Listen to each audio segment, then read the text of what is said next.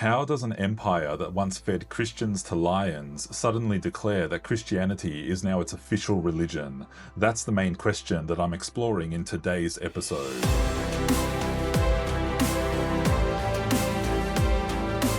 Hey, welcome to the Hoodie History Podcast, where I deep dive into all kinds of fascinating stories from the past from all over the world. I'm Michael, your host, and I'm connecting with you from the south side of the world, Australia. It's great to have you here. So I love exploring the past and sharing amazing stories with you. That's what I do here at Hoodie History, and I hope you enjoy these fascinating explorations into the past with me. Here at Hoodie History, I strive to tell science-based, factually accurate stories that explore the highs and lows of human history in a way that's also respectful to cultures from around the world. And as with pretty much all the stories I share, today's is a really good one, and I'm looking forward to getting stuck into it. Just quickly before I do though, I wanted to let you know that if you want to stay connected with me here at Hoodie History, there are a few ways that you can do that. I share more history info and stories on my Hoodie History YouTube channel. I have a main one and another one that I call Hoodie History Shorts, where I publish short videos. And I'm also active on social media accounts on TikTok and Instagram. So you can follow me at Hoodie History in this podcast, on YouTube, or on TikTok or Instagram, whatever platform you prefer. Alright, let's not dilly-dally anymore. It's time to dive into today's story. So in this episode, I'm peering into one of the most dramatic societal transformations in human history, when the Roman Empire converted to Christianity in the 4th century CE. And what I'm particularly interested in is exploring how the Roman Empire managed large-scale transformation to throw out their old gods and become a monotheistic Christian empire. How did that happen, and how did people react to that kind of massive change? That's some of what we'll explore today. So imagine an empire that once fed Christians to lions suddenly declares that Christianity is its official religion.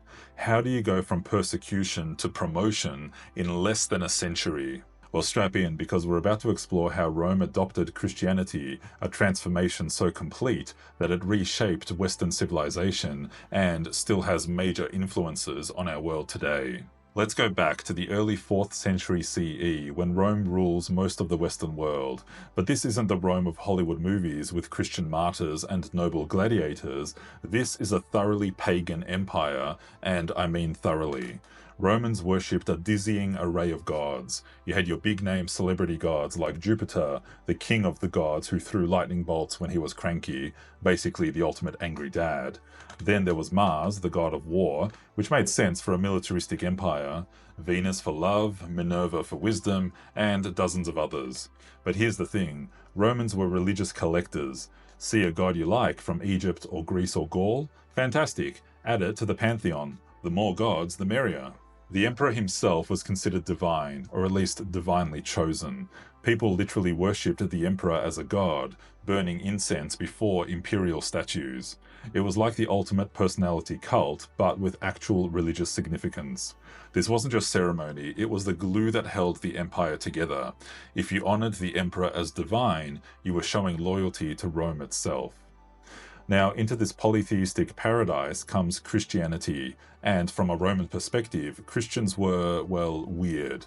They refused to worship the emperor, that's treason. They wouldn't sacrifice to the traditional gods, that's impiety. They claimed there was only one god, that's just rude to all the other perfectly good deities. And worst of all, they worshipped a man who'd been executed as a common criminal. To the average Roman, this was a strange new religion that was hard to make sense of. So Rome did what empires do when faced with troublemakers. They cracked down. Under Emperor Nero in 64 CE, Christians were blamed for the Great Fire of Rome. Tacitus tells us they were covered with wild beasts' skins and torn to pieces by dogs, or nailed to crosses, or set on fire to serve as torches by night. Charming. This persecution continued sporadically for over 200 years. Emperor Decius in 249 CE ordered empire-wide sacrifices to the gods. If you didn't participate, you were probably Christian, and that meant trouble. Diocletian launched what historians call the Great Persecution in 303 CE, destroying Christian scriptures, tearing down churches, and executing Christian leaders. But here's what's fascinating. Christianity kept growing. Despite the lions, despite the crosses, despite everything Rome threw at them, Christian communities spread throughout the empire. By 300 CE, about 10 to 15% of the empire was Christian. Not exactly a majority, but enough to be noticeable. And importantly, Christianity was starting to attract some pretty influential converts, including people in the imperial court itself. Enter Constantine, and here's where things start to shift in the Roman Empire. It's October 312 CE, and Constantine is marching on Rome to face his rival Maxentius at the Battle of Milvian Bridge. The winner takes the empire, the loser dies. In other words, it's a regular Tuesday in Roman politics. But as Constantine's army approaches Rome, something extraordinary happens. According to the historian Eusebius, writing years later, Constantine has a vision. Around midday, he sees a cross of light superimposed on the sun, with the words, "In this sign, conquer," or "In hoc signo vinces" in Latin.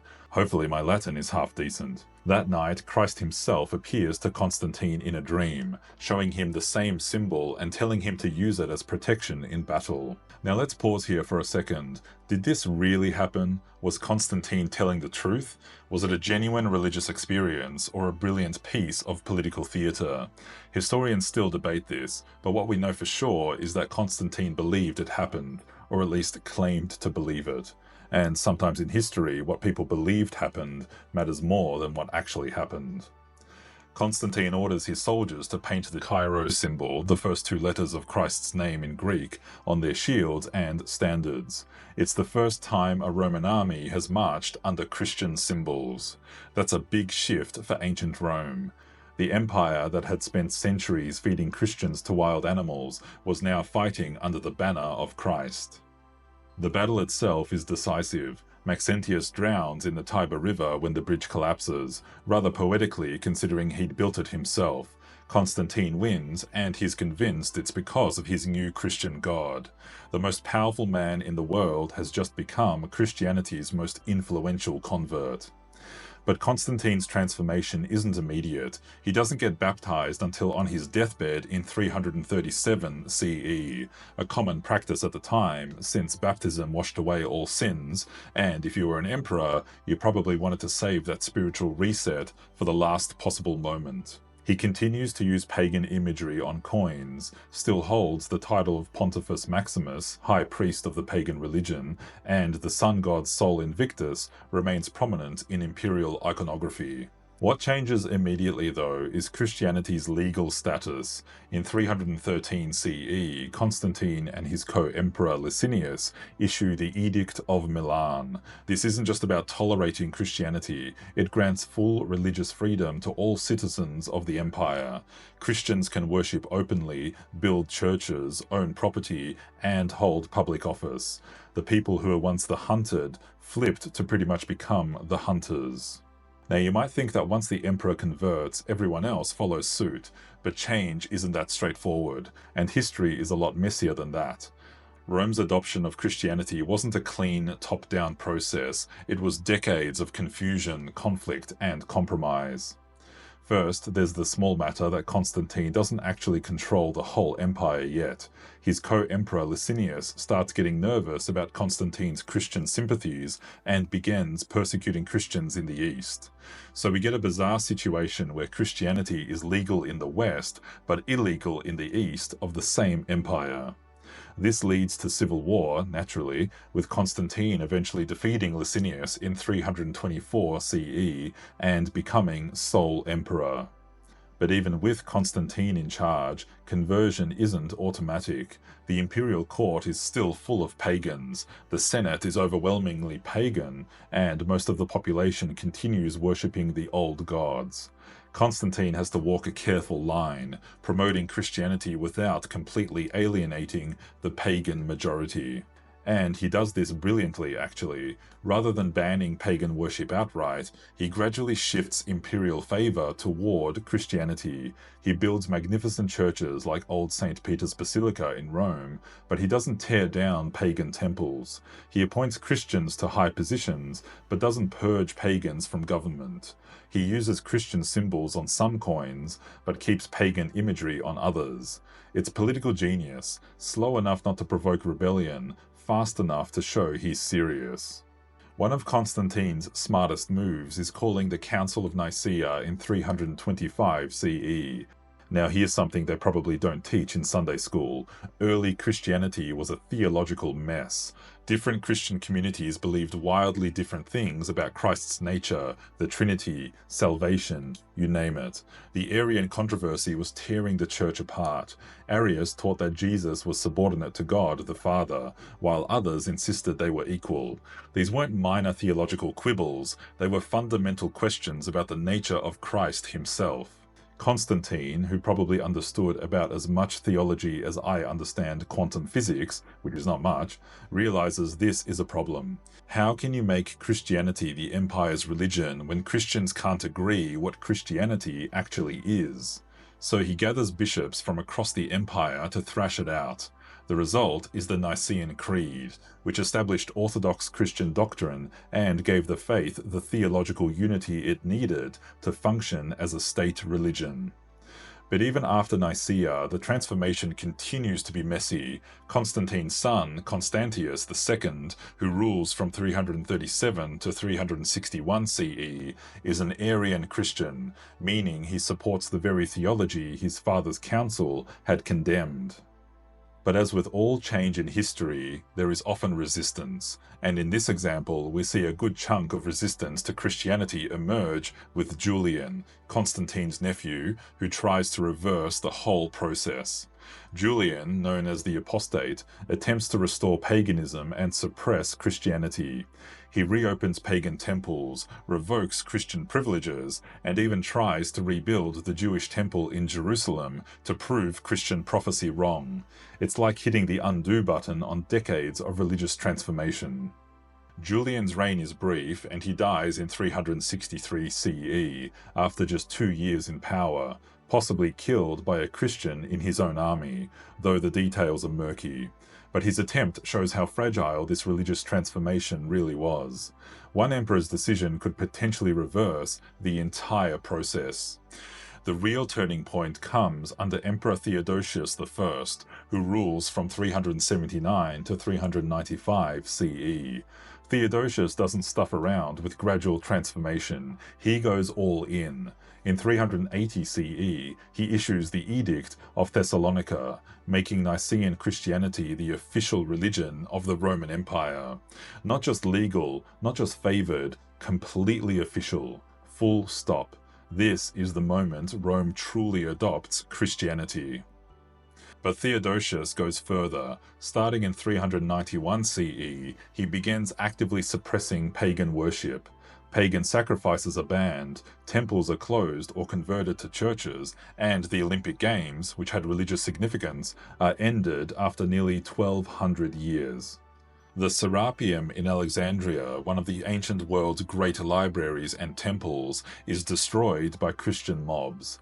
It's cultural vandalism on a massive scale, but it's also the death blow to organized paganism in the Roman world. By 400 CE, the transformation is largely complete. The empire that once crucified Christ now calls itself Christian. But this isn't the gentle, turn-the-other-cheek Christianity of the Sermon on the Mount. This is imperial Christianity, backed by the full power of the Roman state. So what did this new Christian Rome actually look like? Well, in many ways, it was still recognizably Roman, the legions still marched, the bureaucracy still functioned, taxes were still collected, but in other ways, everything had changed. The emperor was no longer a god, but he was still divinely appointed, now by the Christian God rather than the pagan pantheon. Church and state became intertwined in ways that would define European politics for the next 1,000 years. Bishops became powerful political figures, and the Pope in Rome began claiming authority not just over spiritual matters, but over temporal ones as well. Christian art and architecture transformed the visual landscape of the empire, where once you might see statues of Jupiter or Mars, now you'd find depictions of Christ and the saints. The great basilicas of Rome, St. Peter's, St. John Lateran, Santa Maria Maggiore, rose as monuments to Christian power and wealth. But maybe most importantly, Christianity gave Rome a new sense of purpose. The old pagan empire had been about conquest, glory, and earthly power. The Christian empire saw itself as God's instrument on earth, with a divine mission to spread the faith. This would have profound implications for how Rome dealt with barbarian invasions, as Christian emperors sometimes saw these as God's judgment on imperial sins. The intellectual life of the empire changed dramatically too. Christian scholars like Augustine of Hippo began reconciling classical philosophy with Christian theology, creating the intellectual framework that would dominate Western thought for centuries. The old pagan schools of philosophy gradually closed, replaced by Christian institutions of learning. For ordinary Romans, daily life was transformed in ways both dramatic and subtle. Sunday became a day of rest, replacing the traditional Roman calendar cycle. Christian festivals like Christmas and Easter gradually replaced popular pagan celebrations like Saturnalia and the spring fertility festivals. The rhythm of the year itself changed as the Christian liturgical calendar took hold. In the cities, the transformation was visible everywhere. Pagan temples that had dominated town centers for centuries were either abandoned, converted into churches, or demolished to make way for new Christian basilicas. The old public sacrifices that had marked civic occasions disappeared, replaced by Christian prayers and ceremonies. Even public entertainment changed. Gladiatorial games were gradually phased out, as watching people die for entertainment wasn't considered very Christian. But for many ordinary Romans, especially in rural areas, the change was gradual and often confusing. Archaeological evidence shows that pagan practices continued in the countryside well into the 5th and 6th centuries. Farmers still made offerings to local gods for good harvests, and ancient fertility rituals persisted under thin Christian veneers. The Church often had to adapt, transforming pagan festivals into Christian ones, rather than eliminating them entirely, which is why Christmas happens to fall suspiciously close to the winter solstice celebrations. Economic life shifted too. Christian emphasis on charity created new social expectations. The wealthy were now expected to fund churches, hospitals, and care for the poor, not just public baths and entertainment. This redistribution of wealth helped Christianity gain support among the lower classes, but also created tension with traditional Roman values that emphasized personal honor and civic glory. Marriage and family life evolved under Christian influence. Divorce became much more difficult, and Christian teachings about the sanctity of marriage changed Roman practices significantly.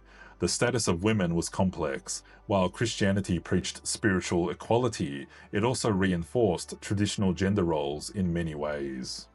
One of the most remarkable things about this historical pivot is that we're still living with the consequences of Constantine's vision at Milvian Bridge over 1700 years later. Christianity became the dominant religion of Europe and, through European expansion, much of the world. Without Constantine's conversion, Christianity might have remained a minority sect in the Middle East. Instead, it became the faith of kings and emperors, spreading to every continent on earth. The fusion of Christian theology with Roman administrative efficiency created the institutional Catholic Church, which remains one of the world's most powerful organizations. The Pope still lives in Rome, still claims universal authority, and still influences global politics, a direct descendant of the bishops Constantine elevated to imperial favor. Western legal systems still bear the mark of Christian Rome. Concepts like the inherent dignity of every human being, the idea that earthly rulers are accountable to divine law, and the notion that some things are morally absolute rather than culturally relative. These all flow from the marriage of Roman governance and Christian theology. Even our calendar reflects this transformation. We date events from the birth of Christ. We celebrate Christmas and Easter as public holidays, and Sunday is still the weekend in most Christian-influenced cultures. Constantine's Rome literally reorganized how we measure time. But maybe what's most profound is the idea that political power should serve moral purposes, that governments have responsibilities beyond just maintaining order and collecting taxes. This revolutionary concept comes from Christian Rome. When modern politicians talk about moral leadership or justice serving the least among us, they're using language and concepts that Constantine's Christian empire made mainstream. So there you have it, how an empire went from feeding Christians to lions to declaring Christianity is its official religion in less than a century. It's a story of vision and violence, of genuine faith and political calculation, of gradual change punctuated by dramatic moments. Constantine's conversion at Milvian Bridge is still one of history's great turning points. Whether you see it as divine intervention or brilliant political theatre, its consequences reshaped the ancient world and continue to influence our modern one. This transformation is a reminder of how malleable history has been at times, shaped by individual decisions, chance encounters, moments of crisis when everything hangs in the balance, and sometimes wild dreams. One emperor's vision changed the fate of Christianity, and through Christianity, changed the world. Thanks for tuning in. If you enjoyed this episode, I'd love to have you join the Hoodie History community. Subscribe to the podcast, check out my YouTube channel for more explorations into history, and follow me on the socials for quick history hits. You should be able to connect on whatever platform you prefer to use. On YouTube, I have my main Hoodie History channel as well as Hoodie History Shorts with short videos. On TikTok, you can check out my Hoodie History Stories account with short videos and/or my Hoodie History Facts account with quick facts and quotes from history. And Instagram is a bit of a mishmash of these accounts. I've got more info and links in the podcast description. I publish new stories and videos regularly across these accounts, so stay tuned for more fascinating stories from the past. Thanks for tuning in, and I'll catch you next time.